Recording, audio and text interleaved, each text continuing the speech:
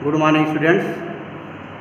As in previous video, I started the chapter Ishwaran the storyteller, in which I told you that Mahendra was appointed as a junior supervisor by a company, by a firm, and he was sent by the company to different places wherever construction work was going on.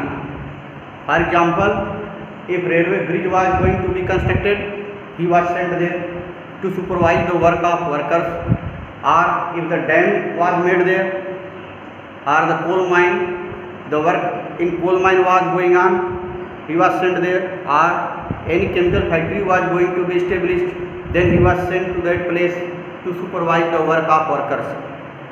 You have known that Ishwaran was the cook of Mahendra, and he was expert in cooking delicious food, producing vegetables, and telling the story in such a way that Mahendra thought that it was a real story. Students, he had told different stories.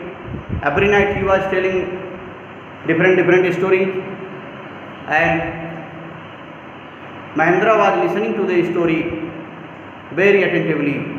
He was greatly affected with the story of Ishwaran that he was taking. Students, we have studied 3 paragraphs. Today we will see the 4th paragraph. Let's see. See the 4th paragraph. 4th paragraph. See. Open your book, all of you. 4th paragraph, page number 13. Mahendra would be up early in the morning and leave for work after breakfast, carrying some prepared food with him. Meanwhile, Ishwaran would tidy up the shed, wash the clothes, and have a leisurely bath, pouring several buckets of water over his head, muttering a prayer all the while. Students, early in the morning it was the habit of Mahendra that he had to go to supervise the work of workers. So he was getting up from his bed early in the morning, and he prepared himself, and after taking breakfast, first he was going to his work, taking lunch with him, taking a tiffin with him, and when he was going, at that time Ishwaran he worked. He was washing clothes, cleaning the shed, and after that taking breakfast. When lunch time came, then he was pouring several buckets of water over his head. He was taking bath there freely. Then after taking lunch, after eating he would read for a while before dozing off. The book was usually some popular Tamil thriller running to hundreds of pages. Its imaginative descriptions and narrative flourishes to hold Ishwaran in thrall. Enthrall means the state of being in others' power. While taking lunch, Mahendra was lying in his bed. He was reading the Tamil thrillers, Tamil novel, Tamil play, etc. that was written in Tamil language. He was fond of reading Tamil books, and while he was reading those Tamil books, Tamil thrillers, exciting books, then he was engrossed in that story, and it seemed that he was in other person's power. Means he was greatly affected with the narrations that were in that story. His own descriptions were greatly influenced by the. He was greatly affected with the Tamil author whose books he was reading.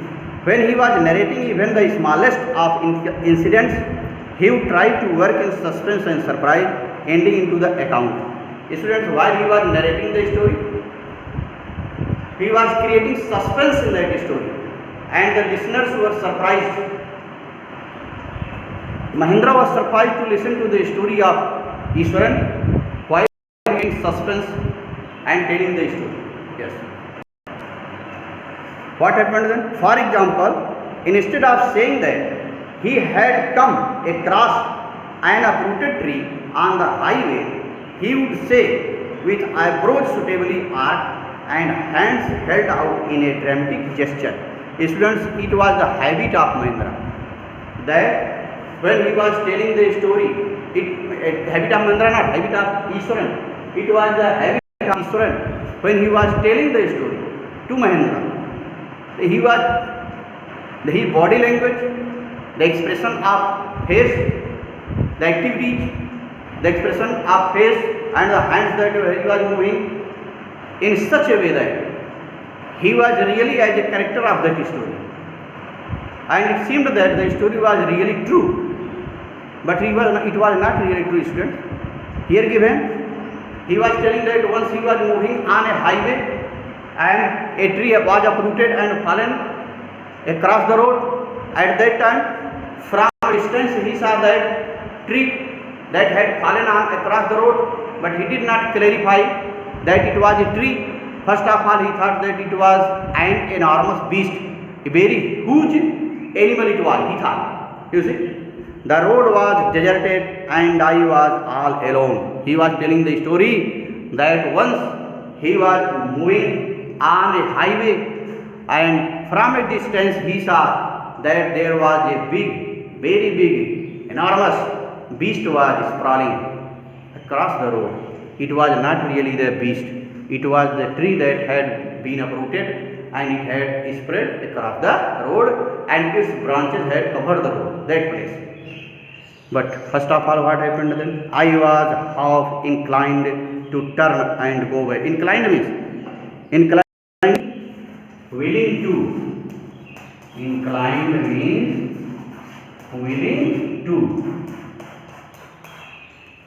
He was thinking, willing to means he was thinking that he will go back. But as I came closer, I saw that it was a fallen tree. But when he came nearer to that place, he thought that it was a fallen tree and it had uprooted and it had spread across the road. With its dry branches spread out, and dry branches spreading, Mahendra would stretch himself back in his canvas chair and listen to Ishwaran's tales uncritically. Tales means story, uncritically, without comment. Uncritically means without comment. Uncritically means without comment. Students,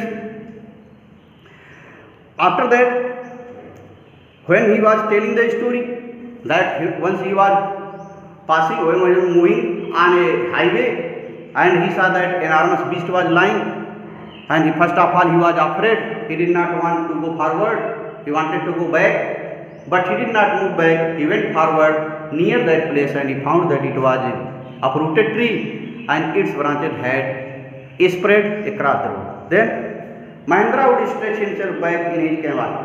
When Mahendra listened to the story of Ishwaran, then he stretched back in his canvas. He moved back in his canvas chair and listened to the Ishwaran's tale uncritically, without comment. And he was listening to the story of Ishwaran without comment, without criticizing. Further, students, you will see how Ishwaran was telling to Mahendra the story of a tusker. Tusker is an elephant who had tusks, outsider teeth that is seen, long teeth that is seen outside. Though this was not real, but Ishwaran was telling the story in such a way that it was a real story. See what story he had told about the tusker. The place I come from is famous for timber. Timber means wood. Now narrator is saying, Ishwaran is saying that the place he had come from was famous for wood, famous for timber. Ishwaran would begin, there is a richly wooden forest all around. He told that place is full of forest. Then the logs are hauled on to the lorries by elephants. And logs means long, heavy wooden piece. The logs were hauled on, pulled on, drawn on to the lorry trucks. The logs were loaded to the trucks by the elephant. not the people. They are huge, well-fed beasts. Elephants are well-fed beasts, well-fed, properly given food, and they are very big animal. When they turn wild, even the most experienced Mahout is not able to control them. While he was telling the story, and he was telling about the tusker, and he was telling that if an elephant goes mad, becomes mad, then even experienced Mahout cannot control it. Mahout is the person who controls the elephant. Now, further, after the prologue means, student, prologue means introduction. Prologue means introduction. After giving this introduction, what happened? After this introduction, Ishwaran would launch into an elaborate anecdote. Anecdote means short and funny story, and elaborate means explain, describe. After giving this reference, this introduction of elephant, he had started the story of an elephant involving an elephant, means related to an elephant event he had started. And he was telling that one tusker escaped from the timber yard and began to roam about, stamping on bushes. Stamping on, crushing. Stamping on means crushing. One day, he told the story that one day a tusker, a big elephant who had tusks, he escaped from the timber yard and came outside. Stamping on bushes, he was crushing the bushes and tearing up wild creepers, climbing plants. He was crushing the bushes and breaking means destroying the creepers and breaking branches at will, and he was breaking the branches of tree. You know, sir, how an elephant behaves when it goes mad. Ishwaran would get so caught up in the excitement of his own story that he would get up from the floor and jump about, stamping his feet in emulation of the mad elephant. Emulation is trying to become equal or better. Emulation. Try to become equal or better. Try to become equal or better. Now, students, while Ishwaran was telling the story, his action was in such a way that he was trying to be better of that character in the story. And when elephant was striking his feet, crushing the bushes, when he told the story, this part, Ishwaran also jumped up, and his expression was like he was going to be equal to the elephant in crushing the bushes. In such expression, he was telling the story.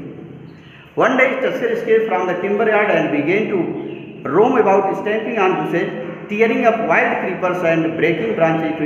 You know, sir, how an elephant behaves when we go on. Ishwaran would get so caught up in the excitement of his own story that he would get up from the floor and jump about, stamping his feet in emulation of the mad elephant. So now, students, in this way today, you have studied that Ishwaran was a good storyteller, and he was making a story in his mind immediately, and he was telling it to the junior supervisor Mahendra every night after taking dinner. And whatever story he had told, Mahendra was listening to that story without comment, uncritically, and he had started the story of a tusker that had escaped from the timber yard, and he came out stamping, crushing the bushes and breaking the wild creepers. And further, what story was there, I will teach you in next video. Thank you. Students, one thing that next day I will teach you Beehive, third lesson, as I have to cover the course of periodic first. Thank you.